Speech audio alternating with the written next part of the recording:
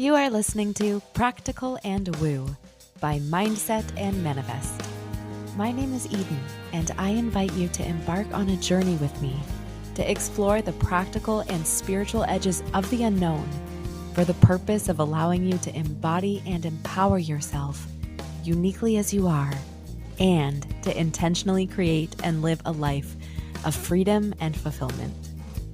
Each week, I'm going to discuss topics such as energetics, reality creation, manifestation, astrology, tarot, human design, and more to help empower you to live beyond perceived limitations and to practically design your life so it feels like absolute magic every step of the way. Let's dive in. Hello. I firstly wanted to express my gratitude to you for tuning into this podcast and going on this journey with me. Thank you for being here. I am 100% new to the podcast game. And if you're tuning in now, then you're signing up to witness my journey and growth and expansion as I help you usher in information that I'm intending will help empower you into tapping into the light and extraordinary nature of your true self.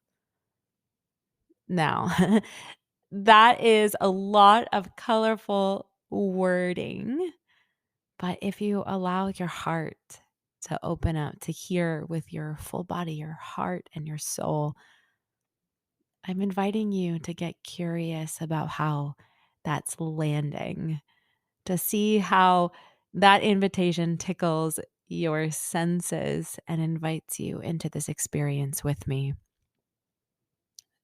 We are going to kick into overdrive here with the power of energetics. And I want to start off with a story. This is a story about professional league sporting, and I promise it is a vehicle to a very interesting point about energetics. So, I'm a Toronto girl, born and raised, and yet I have only ever gone to a Maple Leafs hockey game within the last year. For some reason, growing up, I was only given the opportunity, actually, not only, I had the pleasure of having the opportunity to see both the Blue Jays and the Raptors, but never the Maple Leafs. This is very interesting, only because growing up, going to sporting games as a viewer, I always won, always.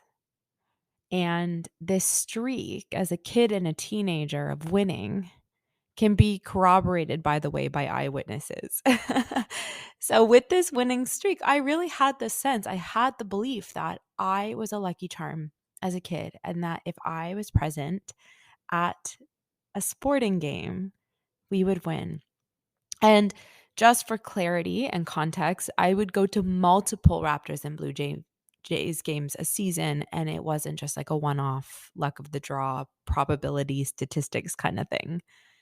I was accustomed to believing that I would always win, and I always won. And it wasn't until I was a young adult that I finally lost my first game. And it's because the pressure of the streak became too much that I was secretly hoping I would lose and receive this relief, essentially. But in a sense, my narrative, my belief that would win allowed me to experience in reality this winning streak.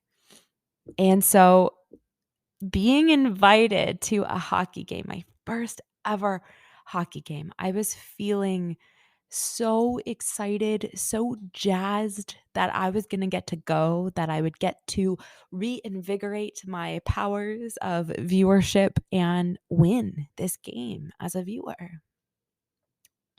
We're in the arena, we're sitting down, and all of a sudden, I'm cheering. I'm cheering as if I would cheer for any sports team. I like to get spirited. I like to put my heart and soul into being a very energetic viewer. And all of a sudden, my own sports team fans were turning around, looking at me like I was committing an unholy sin. And I was feeling very confused because I was cheering for the success of the Maple Leafs, of our hockey team. And this was a multi-sensory experience for me, by the way. The energetics of the stadium, of the fandom in the stadium was so thick, and it felt like I was wading or treading through steel wool energetically. And I'm listening around me, and I can hear people saying, we're in the first period, by the way. So it's not like the game was almost over. The game had just begun. I'm sitting and I'm listening to the narratives surrounding me of people talking about how the Maple Leafs always lose. Why do we bother spending money to come to games? The Leafs haven't won for X number of years. Why are we doing this? Just this commiserating in this narrative of losing, of being miserable, of being so frustrated with the Leafs. Now, the person that I was with explained to me that the team that we were playing were these up and coming, bright eyed, starry eyed kind of like heroes of, of hockey, where there was a really good chance that they would do well this season. And looking around at the fans supporting the opposing team, you could hear them feeling hopeful, starry eyed, bright eyed, and they were doing much better in the game up until this point. And so, having experienced and processed all of that, I said to the person that I'm with, I said, hey, I'm realizing something. This this is incredibly frustrating as a fan to come to this game, and I'm realizing that it's not an issue with the players, because apparently on paper the Maple Leaf players are fantastic. Absolutely a stacked team. I said it's not an issue with the players, it's an issue with the fans. It's an energetic issue with the narrative. We are in the first period. If the Leafs, for example, didn't score or miss the goal, the entire crowd would be up in arms of, not again. How or why did this happen? Ugh, like expletives, expletives, expletives, expletives. And so I was like, if in basketball or in baseball, our team doesn't score or win a point or a goal or what have you, the audience at large is often incredibly encouraging, saying things like, it's okay.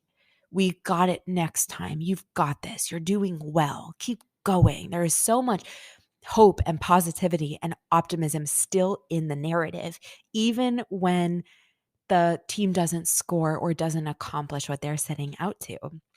And I said, the energetics of the stadium are so thick and frustrating that I'm getting glared at. It's not worth it for me. So I am not going to keep pushing against this. And I just want to let you know that, I didn't historically win these games as a kid, so I'm willing to let this go. It doesn't feel that important to me. Not to say I'm not a fan, but there is something to be said about really prioritizing your energy and like committing to the things that feel like they're worth it. And because I wasn't getting any support from the stadium at large, it did not feel worth it to me. So the person that I was with, and this person, by the way, is really open-minded to the power of energetics and reality creation, manifestation, law of attraction, and all of that kind of stuff. So it was a really easy, fun conversation to have with them. They were like, that's very interesting. And so we get back, I think we went for a snack, and we were now about halfway through the second period. So we have half the game left to go. We were really not playing well at all. And the person that I was with decided to employ the method that I had suggested about celebrating the effort of the players, even if they didn't accomplish the points, goals, etc. And so the Leafs would miss, and he would say, "It's okay. We've got him. Keep going." And now the people in our surrounding area kind of picked up on this energy, and they became a little bit more positive, a little bit more optimistic about how we were playing. This sense of stable, assured optimism was contagious to the people in our near vicinity. And all of a sudden, the Maple Leafs scored. And then shortly thereafter, it was a tied game for a while. Shortly thereafter, they won. And it was very interesting then to see and shift our perspective to the other team, because the other team, who was bright-eyed and optimistic, suddenly were yelling expletives, talking about how we're wasting money on these players, and really did the opposite that the Leafs audience members were doing at the beginning of the game. And I said to the person I was with, I said, that's going to solidify their loss. And we ended up winning. They ended up losing the game. So, what's the takeaway here? The takeaway is that energy and prioritizing your energetics is incredibly important, especially if you want to live a life that you love and a life that feels fulfilling. So, what is the basis of this? Well, it has been scientifically affirmed that everything in this universe is energy. You, that chair in your office, your dog, the cluster of gemstones that you couldn't resist buying. That could just be me, though. It's all energy. This energy is not limited to physical and tangible things. Energy is also inherent in what you think, so your thoughts, how you feel, so your emotions, and your perception of yourself and the world around you, so your mindset. And all of it matters. The most incredible part about this is that you have the choice to intentionally cultivate and direct your energy. You have the choice to invite yourself into better feeling states, to dance with the particles of the universe and have them dance back to a rhythm, to a tune, to a song that feels amazing. Through this podcast moving forward, I will uncover the secrets of how. And in the meantime, I invite you to start paying attention to how your interaction with your life and environment is yielding tangible results. I also invite you to wonder if the results that you're getting are the ones that you want.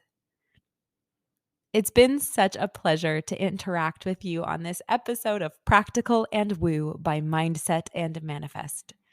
I love talking about this stuff. And so if you have questions or curiosities, please feel free to reach out and let's talk about them.